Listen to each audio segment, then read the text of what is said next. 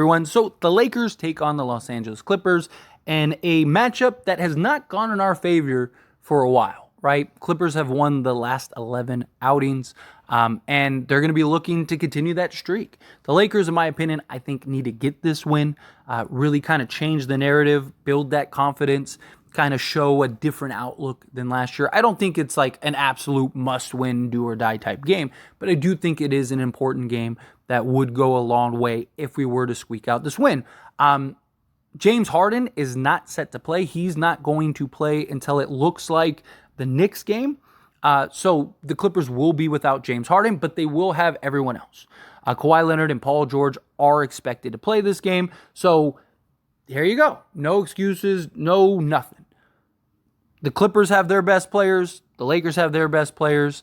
They do have some injuries, which I will touch on here in a moment.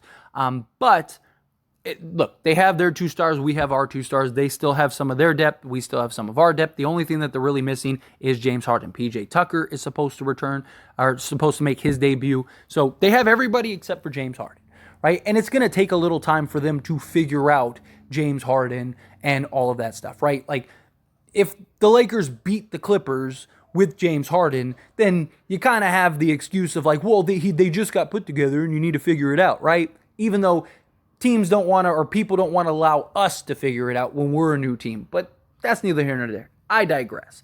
But, right, we are a team that has the size to match up now, right? We have the personnel to match up now. And the Clippers are really going to push our defense. We have shown moments of absolute brilliance on the defensive side of the basketball. And then we have shown moments where we look like we don't even know what we're doing on the defense side of the basketball. The Clippers, so far, small sample size, it's only been 4 games, but have been the best offensive team in the league right now, right? Russell Westbrook is absolutely thriving. He's going to be extremely motivated, right, to take on the Lakers and to beat the Lakers. So this is going to be a game. Now, our starting unit of D'Angelo Russell, Austin Reaves, Taurean Prince, LeBron James, and Anthony Davis, there is an argument to be made. You keep the continuity. Personally, especially with this game, I think Austin Reaves should come off the bench. Now, multiple reasons. Now, the first reason is the latest news that has came out, which is that Gabe Vincent, Jarred Vanderbilt, and Rui Hachimura, all 3 of those guys are out for today's game. Now, that hurts because, again, like I said, Clippers offense, one of the best. Lakers need to lock down defensively, and now they are without not only Jarred Vanderbilt, who is their best on-ball defender and might be the best in the entire league, but now they're out their best, not named Jarred Vanderbilt, defender and point of attack guy out on the perimeter. So that becomes a real problem because now we are missing basically 2 of our big guards. We're missing one guy in Jarred Vanderbilt that could defend a Kawhi Leonard, a Paul George, or even go, like, let's say Norman Powell is torching us, right? He's done that in the past, right? You could throw Jarred Vanderbilt on him. Same thing with Gabe Vincent. You could throw Gabe Vincent on Norman Powell, Bones Highland, Russell Westbrook, right? Like, these are key defensive pieces that we really need. And now we don't have a point guard off the bench. So that's why I think Austin Reaves should come off the bench. So you go with D'Lo, I'd go with Prince at the 2, LeBron, then I'd go with Christian Wood. Put Christian Wood in the starting lineup. Put him in the starting unit, get that size going. Now you have Austin Reaves coming off the bench, and he can kind of be our backup point guard. He's been fantastic on both sides of the basketball for the Lakers so far this year. He had a little struggle early on offensively, but you can start seeing him starting to come around offensively. That would also give us some real size, which would be good, and kind of force the Clippers to kind of have to match us if it's not working. The Clippers also traded away 3 of their sizable perimeter guys. So my thinking is if you put Reaves on the bench and allow him to operate the second unit, then you don't have to try to play too heavily of a LeBron James and D'Angelo Russell, because otherwise what you're going to have to do is you're going to have to always kind of keep one of those 3 on the court, and then they all kind of have to play heavy minutes, or you're leaving LeBron on too long, or you're leaving D'Lo on too long, where I think if you start with D'Lo and you start with LeBron James, Taurean Prince at the 2. That gives you some good size, right? Now you can defend Paul George. You could throw Prince on like Paul George, have Christian Wood or AD defend Kawhi Leonard, put some length, put some size on him, kind of, keep your distance and then use that wingspan. And then LeBron James can kind of play that scout position. I mean, we'll see who they end up going in their starting unit. And then we could kind of have like D'Lo defend or try his best to defend Russell Westbrook, but you'd still have Anthony Davis in the paint defending Zoo and just being able to just be that rim protector as Russ tries to just drive and get to the lane. So last night against the Orlando Magic, they actually started with Bones Highland, Russell Westbrook, Kawhi Leonard, Paul George, and Zoo, right? So if it was me, I would kind of, again, go big matchup. I don't know if that's the same starting lineup they will be, but I like the idea of Christian Wood in that lineup. Or maybe whatever. You put Christian Wood on PG, whatever. I would rather put Wood on Kawhi because I think he's a little more crafty, but Paul George is a better tough shot maker and a little more explosive, where Kawhi is a little more methodical. I think Christian Wood could actually stay in front of Kawhi and not just get blown by every possession, where I think Paul George could kind of like just use his quickness to kind of blow by. But regardless, I like the idea of Christian Wood in the lineup. Obviously, with Jarred Vanderbilt out, that really hurts because then we could just match up so much better. I would still have put Austin Reaves on the bench and had him come off the bench if we had Jarred Vanderbilt, but we could have maybe went with Vando over a Christian Wood and then had like Vando defend Paul George or Kawhi Leonard. So hopefully Jarred Vanderbilt comes back soon. Hopefully all these guys come back soon. So Jarred Vanderbilt is still like a little bit over a week away or so from getting reevaluated, and then that would be the earliest in which he would return. Hopefully he doesn't have too much of a hiccup coming back, right? Because you got to imagine he's got to get his game legs under him and stuff like that. But at least defensively, I don't think that'll be a problem. I think defensively he'll be fine in that regard. But also losing Gabe Vincent, hopefully he can come back at some point. It's a little bit of an issue because, I mean, he was hurt in preseason. Everything was supposed to be okay. It was just precautionary. Now he's hurt again. I hope that doesn't become a trend with him.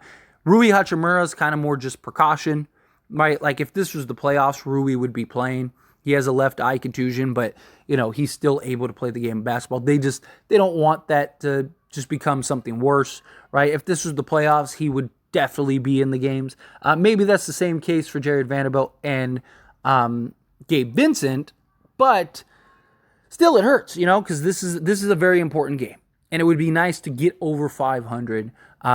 Which we had to wait like 40 games or something like that for us to get over 500 last season. So it'd be nice to finally kind of get that monkey off your back early on and just get to that position. But also Austin Reaves has just struggled so much, right? I think that this could be a game where he could come off the bench and have the opportunity to kind of get back into rhythm, be a playmaker, be primarily on the ball with the second unit. I think that that's a real argument regardless, even if he wasn't struggling, even if we weren't missing Gabe Vincent, I still like the idea of him coming off the bench. I mean, I've talked about that before, that I think having Austin Reaves kind of with like Gabe Vincent, Reaves, Rui, Wood, and Jackson Hayes, I think is an excellent bench 5 unit. I think that that's a bench 5 that could compete with many starting 5s. And then, you have the starting unit of like D'Lo, Prince, Vando, LeBron, and AD that gives you some more size. It gives you the same level of shooting. Prince is better playing off the ball, or at least has been so far this year, where, Austin Reaves kind of seems a little out of sorts. This way you can kind of put the ball in the Reaves' hands and kind of utilize him to how he likes to play. You kind of just set him free and let him go crazy. I would do that against the Clippers this game and see if maybe that gets him back in rhythm and that gets him kind of, back on track, so to speak. I just think, without Gabe Vincent, you have the argument now, and you could kind of make that point to Austin Reaves to where it doesn't make Reaves feel like he's being downgraded, right? Like he's being demoted, right? It's like, dude, we don't have Gabe Vincent. We don't know when Gabe Vincent's going to return, right? We need somebody to be that ball handler off the bench.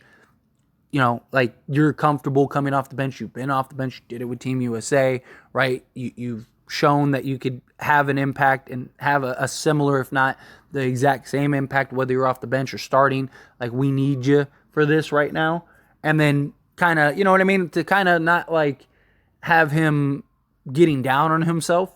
I think that this is probably the best opportunity to kind of start shifting in that direction, kind of, play the political game, so to speak, no, you're great. We want you in the starting lineup. But, hey, just for this game, and then this game becomes 3 games, and then all of a sudden he's just full-time coming off the bench. It's kind of how I'd go with it, and then hopefully he reemerges. But, look, it's going to be a good game. Lakers are going to have their hands full, but we can't make this number 12. We got to make this now a new streak of 1-0, right? Get this matchup in order, dominate this matchup. We need Anthony Davis. We need everybody, all hands on deck. Guys need to start hitting shots, right? Hopefully D'Lo with the Orlando game, this is kind of the beginning of like, all right, like he's back on track and he can have a big game, because I think he should be able to have a big game because they don't really have anybody that can defend him, right? Because you're going to have Kawhi and Paul George and all that stuff. They're going to be defending everyone else, right? So, maybe they switch like PG on D'Lo at some point, but even then that just opens up other guys. Hopefully this is the game that Austin Reaves kind of turns around and comes back on. And I think you'll finally get a dose of Max Christie, just because I think without Gabe Vincent, you're going to need that defensive guard, and Max Christie can provide that for you, right? And then maybe this is the moment where Max Christie gets to prove and show, like, hey, I'm that guy. Right? A lot of people have really been screaming for Max Christie to get an opportunity. Well, here you go. Right? Here's your opportunity. So hopefully Max Christie delivers. I think you throw in some Cam Reddish just for his size and defense. And I think that the Lakers go out and get this W. But anyway, as always, this is a discussion. So I pass the question on you. Let me know your thoughts and opinions down in the comments below. What do you think? How do you feel? Do you think this is a game that the Lakers need to win? Do you think that the loss of Gabe Vincent, Jarred Vanderbilt, Hachimura will just be too much to overcome? Again, I have a feel whatever your thoughts are. I'd love to